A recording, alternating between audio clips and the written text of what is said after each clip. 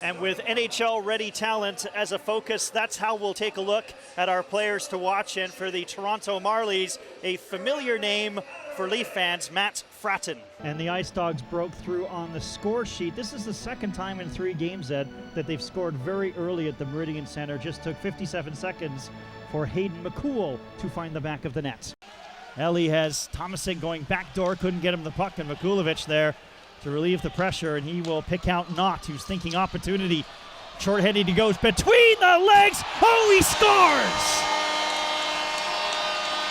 Are there a couple teams in the NHL that, they just love their OHL players? It's not that the scouting budget is cut and they're not seeing Western League and Quebec League and NCAA players, but Dallas and LA, 2 teams in particular, really seem to like their OHL players. Stopped, one hands one back to Trubisky, who got a shot away, didn't get through, spinning, it's Bourneval, gets the angle inside, great move, scores!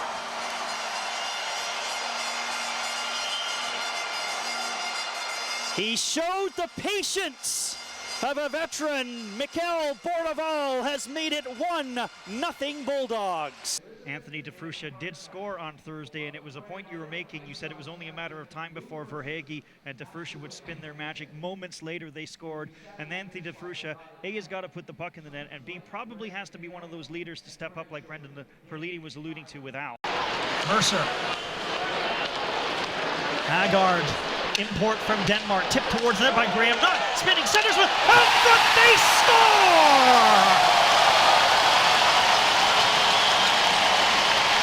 The Meridian Center officially open! And welcome back to the David Braley Athletic and Recreation Center. Halftime, just finishing up Mohawk with a 40-36 lead. A surprise, but when you look at the statistics, Amy, we took a good look at the statistics. Not a real surprise.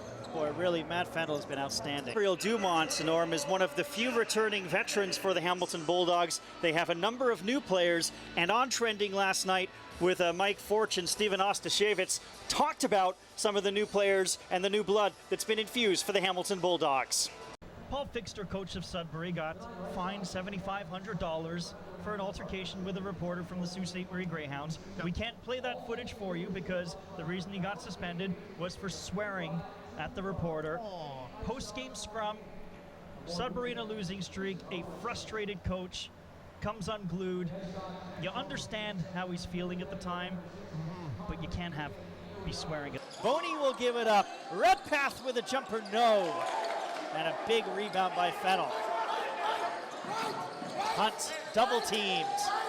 Hunt in all sorts of trouble. Redpath with a steal. Boney uncontested to the basket with a flush. And Mohawk wants to call a timeout to talk things over as McMaster's taking control of this game.